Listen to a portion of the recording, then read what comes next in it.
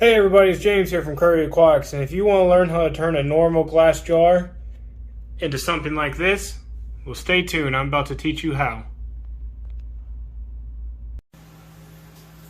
Alright, so here's what we're going to need for this build. We're going to need our glass jar, our mesh bag filled with aqua soil, some sand gravel mixture, our wood, our rock and our detail stone, and then our cap layer of decorative sand, and then the plants, of course. Okay, so the first thing you want to do is put the aqua soil bag in. This is going to be your base layer. This is going to be where all the nutrients are.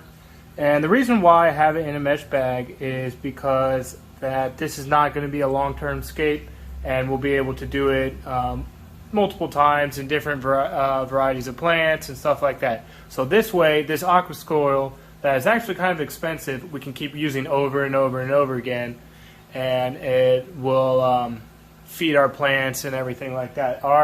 The roots grow right through the holes, and you don't have to worry about that at all. And when you just pull them out gently, you'll lose a couple roots, but it'll be fine. So after that, we're going to put on our sandy gravel mixture.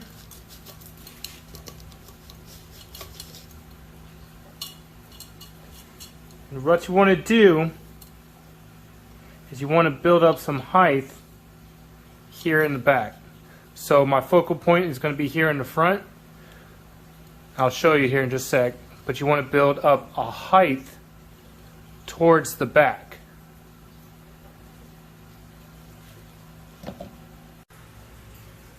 Alright, so hopefully you can see what I did here. Here's our front, and it slopes all the way up to the back. This does a couple things. It creates depth in the tank to make more details pop out, and it makes it look larger. And two, all this fine gravel and sand and stuff acts as a filtration layer. So your little enclosure will stay nice and clean. So I'm actually going to get one of the plants because it's kind of difficult to plant, and I'll show you why. So here we got the plant. I'll show a video of me collecting. I actually got this in a pond at the fish farm that I work at.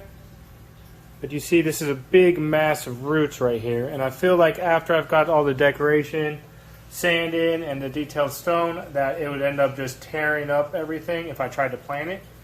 So what I'm going to do is plant it before I get all the decoration in. I'm actually going to bury it down in to that right there.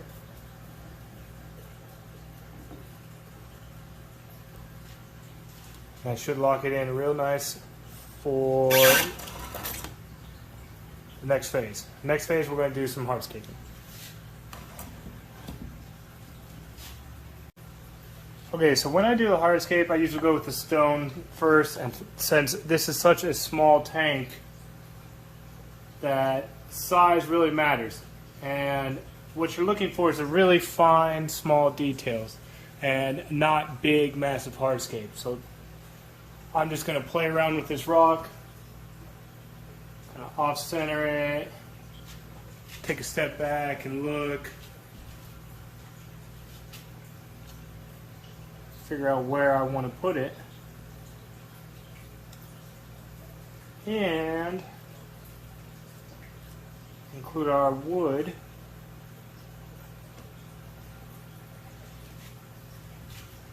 It's probably taking me a sec, so I'm just going to time lapse it. So I think I'm happy with the way it looks. I think it looks pretty cool. But what I'm going to do now is that wood is dry. So what I'm going to do is I'm actually going to glue it together and then glue it to the rock with this clear Gorilla Glue. Now Gorilla Glue is cyanoacrylate glue, and it is completely harmless to any kind of aquatic life. So that's what I use because the gel works really well. It globs up and then it can stick, and then you don't got to worry about your wood floating or anything becoming dislodged. Alright, so glue's all dried. Do a little tap. Doesn't move around. Next step, we're going to add our decorative sand and then our detail stones. Alrighty. Start here in the front.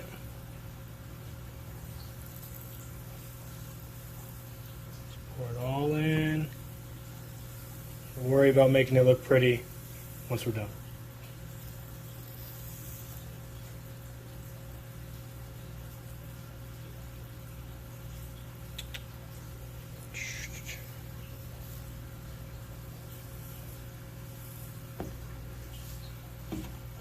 Okay, now I'm going to take this little brush away any that's got on the wood and the rocks. Now I do want some of the base of the rock covered by the sand, the decorative sand, because it makes it look a little bit smaller. And with these microscapes, the fine details are what make it stand out. So you want small wood, small rocks, and small plants. That makes it really stand out and look really good.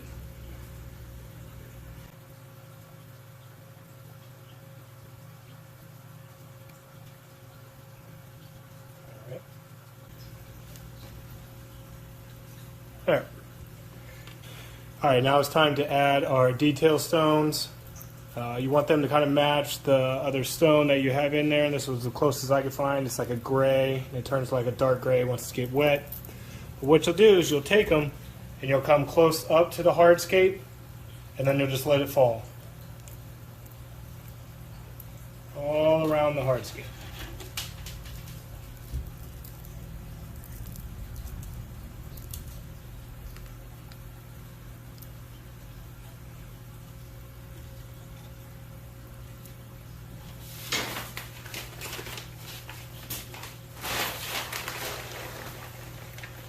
Come up here, do a bunch more. Now you want it more densely packed closer to the hardscape, and then it thins out once it gets farther away. So, there.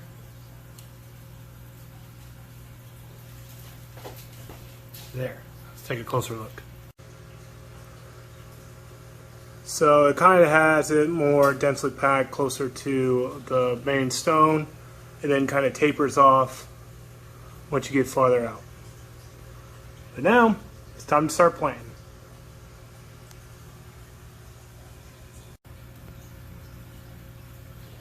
Alright, first I'm going to spray everything down. Get the sand nice and wet, makes it easier to plant in.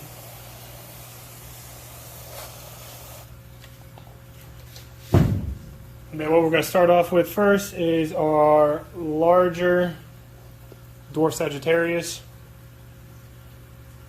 And the larger ones I'm going to do closer to the scape, the hardscape. And we're just going to start plugging them in.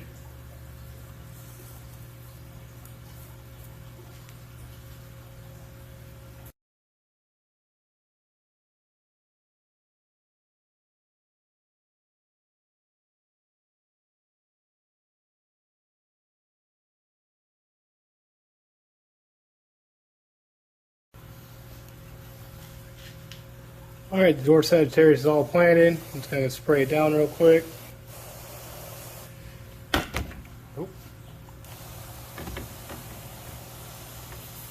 Okay.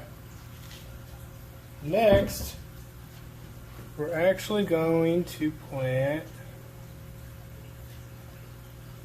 some of this stuff. And this is actually called moneywort. I couldn't remember in the last video I made, but yeah, it's called moneywort. I got a couple of them. I'm going to put them around here to add some detail. Because they're a lot taller than the dwarf Sagittarius, I'm going to put them farther in the back. So about right here. This one should look good. Let's see, I got that one. This is a little short.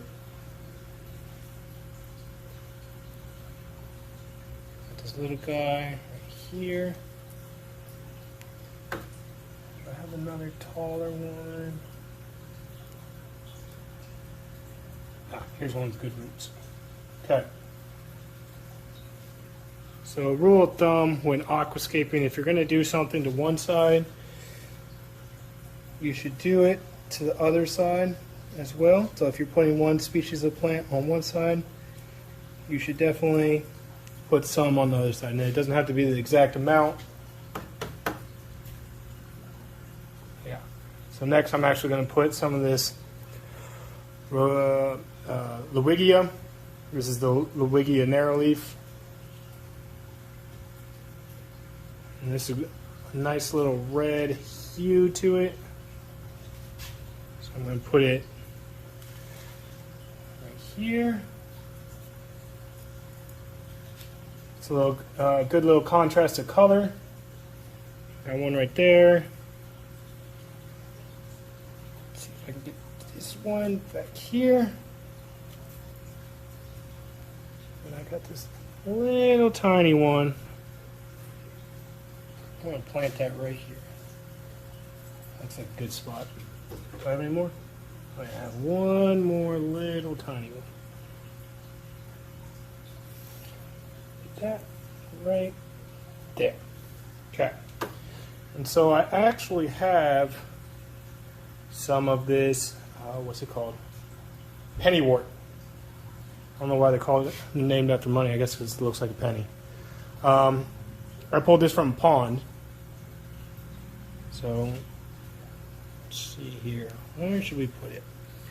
Should probably have it in the back. Right there. And this will actually sit on top of the water and come out. So that little leaf will sit on top of the water and come out. So I got one. Then I got two. Get right about there.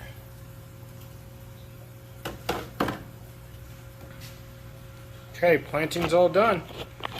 Now it's the fun part. We're going to fill it up with water.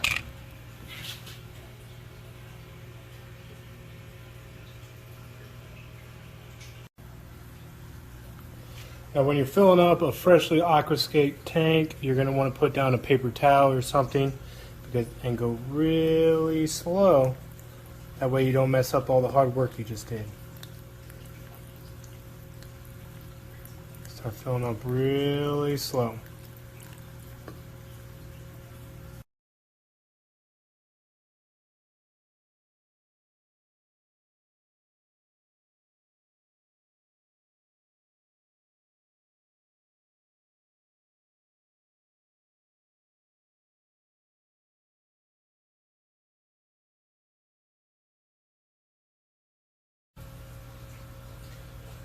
Alright, last thing we gotta do is add our animals. First up, we have ram's horn snails. Grab them.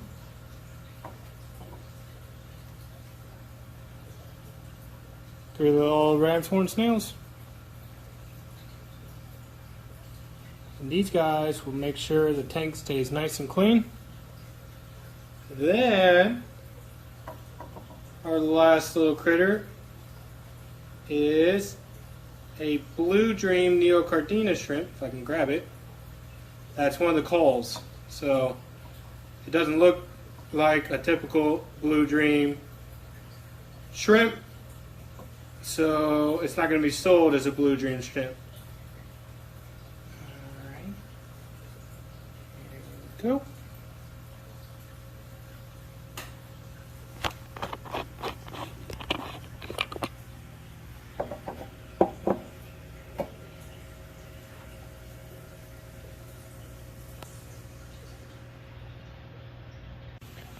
Alright, the very last thing I'm going to do is add some duckweed for floating plants. No desktop scape would be complete without some floating plants.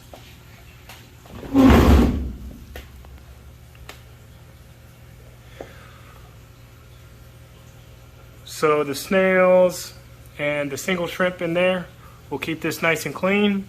as it grows, and they'll eat the algae and any biofilm that forms on the wood, rocks, or basically any surface, and that'll be their food. And this is a perfectly acceptable container, given that they're invertebrates. Now, I would not put any fish in here. This is way too small for any of the fish. Even betta fish, I probably wouldn't even put it in here. About 2.5 gallons is the smallest I'll go for a single betta fish. And this is about just over a gallon, so it's a little too small. There's the leopard variety ram's horn snail. Where'd our shrimpy go? He's in there somewhere. I'll get some good footage of all this. But yeah, we're all done. I got a lot more projects lined up.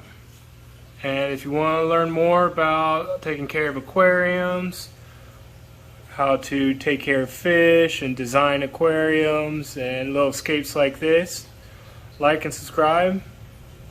And then share so maybe more people out there could do this little thing. It's very inexpensive. And actually, the majority of these plants are available on my website, and I will actually leave a package deal. You can order the same amount of plants that I used here.